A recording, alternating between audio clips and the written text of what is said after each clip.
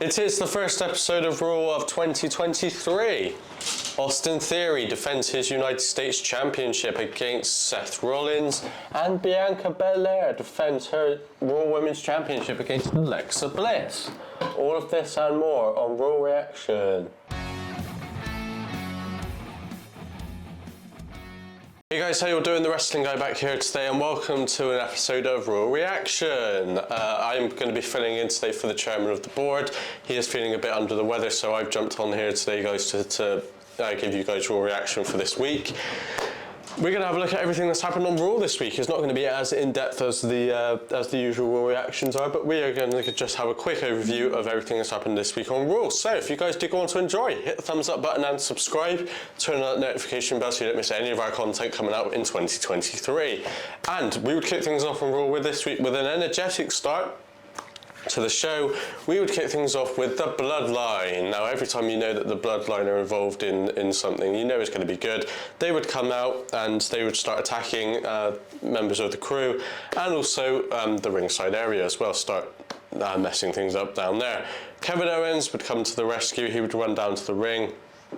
Fans are absolutely loving Kevin Owens at the moment. Got a massive ovation as soon as he came out. And with that, the locker room would start emptying out to attack the Bloodline. The Raw roster would end up fending off the Bloodline, and this would set up for a match later on in the evening, but we will get to that when we get to it. This was certainly a really energetic start to the show, and it gave us something a little bit different on there as well, which is always good to see. I still think this is setting up for Kevin Owens and Reigns at the Rumble, but we shall see what happens on there. We would then get our first match of the evening. It was Bianca Belair and Alexa Bliss for the Raw Women's Championship. A match that I've been looking forward to for a couple of weeks now. Really, really good way to kick things off match-wise. Talk about kicking 2023 off with a bang. This is how you do it on there. Some really nice spots all the way through on here. We're seeing Alexa Bliss go through this change in her character, this creepy character. I think it would be nice if we had a bit of a change in music on there, so to back that up a bit. The spot also where Bianca Belair was holding Alexa Bliss by her head as well was a bit of a darker side on there. The moment when Belair swung Bliss into the barricade looked really, really good as well. It almost looked like Bianca Belair was having to unleash her vicious side in order to unlock this, in order to tackle Alexa Bliss, because Alexa Bliss's character at the minute is really going through a twisted kind of turn, and I think Bianca Belair kind of had to unleash her bad side in order to counter Alexa Bliss. Where this is going, we shall see, but Bianca Belair would end up retaining the championship because it would go to a DQ. What will this mean going forward? Will we see a rematch between these two? Is there going to be something happening between Bray Wyatt and Alexa Bliss? Obviously, we did see the Uncle Howdy masks in the crowd. We shall see. We shall see what happens on there. But really, really good start on here. Up next, then, we had Elias versus Solo Sikoa in a street fight. Really, really good stuff on here. Obviously, we're going to see some instruments down at ringside, and we knew as soon as we saw the piano that someone was going to get slammed into it. It was almost inevitable. Samoan drops, Solo Sikoa hit on Elias out of nowhere, looked amazing. Both these guys really, really good on here. Solo Sikoa would end up picking up the victory. Another win for the Bloodline. The Bloodline really are dominant at the moment. Can they be stopped? We will find out. Up next, we have the Usos and Sami Zayn versus the Street Profits and Kevin Owens. So, the Usos and Sami Zayn, obviously representing the Bloodline. Kevin Owens and Street Profits seem to be the Raw defense mechanism at the minute, trying to fend off the Bloodline, who are invading their territory, they claim. This was a very, very physical matchup. There was definitely a nice balance in here. There was some nice technical, the technical wrestling was absolutely top notch here. Some nice powerful power moves by the likes of Owens and Angelo Dawkins as well. Excuse me.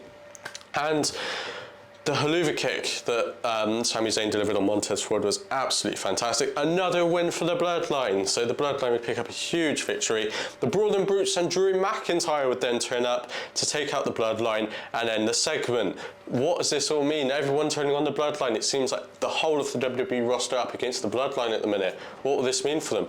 We'll have to find out. Then we would have Dexter Loomis versus Chad Gable. So the crowd never seemed to really gel with this match from the beginning. I think people were kind of a bit confused about the ending of the Dexter Loomis and Miz match. So many people were just kind of sitting there, they're kind of not really engaging with this matchup too much. Otis, for me, was the standout in this matchup. The way he kind of freaked out when Loomis was crawling towards him was really good storytelling on there. Dexter Loomis, what they're going to be doing with him going forward, maybe we'll see him in the Rumble match. We shall see. Also, what's going on with Bronson Reed as well? I thought we might see Bronson Reed on this episode, but anyhow, that's that on there. Becky Lynch and Mia Yim versus Dakota Kai and Io Sky.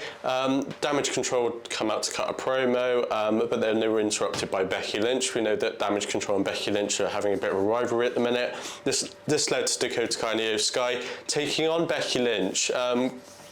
And after we turn from the break, we see Lynch and Sky going to begin the match. Becky Lynch is joined by none other than Mia Yim. So Mia Yim and Becky Lynch will be taking on Io Sky and Dakota Kai. This match was really, really good on here. The crowd absolutely loving Becky Lynch at the minute since her return. Absolutely brilliant stuff on here. She looked like the dominant one in this match. She had a really, really nice move set in here. She had some really, really good chemistry with Dakota Kai and Io Sky. The announcers were doing a really good job on here as well, covering all aspects of this match. Just want to give a big shout out to Io Sky. She is absolutely fantastic at the moment.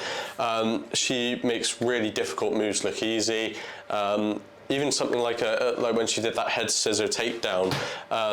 She just makes it look flawless every single time. She is absolutely fantastic. Would love to see her be pushed really, really big. Let's see her with a world title maybe in 2023. Can we do that, WWE? Thank you. Coming up, we had our main event. It was Austin Theory versus Seth Rollins for the United States Championship. Now, talk about kicking off the new year with a bang. This match was absolutely fantastic. It was entertaining, it was competitive. There were points in the match you thought both guys were going to pick up the victory. Absolutely brilliant job on here. It would result in Austin Theory retaining the championship. But some fantastic spots in this match. The spot where Rollins was absolutely chopping the skin off of Theory's chest was absolutely amazing. The reflective outfit that Rollins was wearing I thought was really cool on there. Rollins tried to do a lift on Theory for a power bomb and ended up losing his footing. Really good storytelling. You could tell these guys have been working together for a couple of months now because they really put on a stellar performance here. I could sit and watch these guys wrestle all day. Seth Rollins is absolutely brilliant. And they've got a decent amount of match time on here as well at the last 25 minutes of the show. So nice to see them get a decent amount of match time to tell their story on here as well. But that's this week's episode of Raw broken down for you guys. Sorry it's only brief, but like I said, the chairman of the board will hopefully be back to cover Raw for you guys next week. Thank you very much for watching, guys. If you guys did enjoy, hit the thumbs up button and subscribe, and I'll see you in the next one.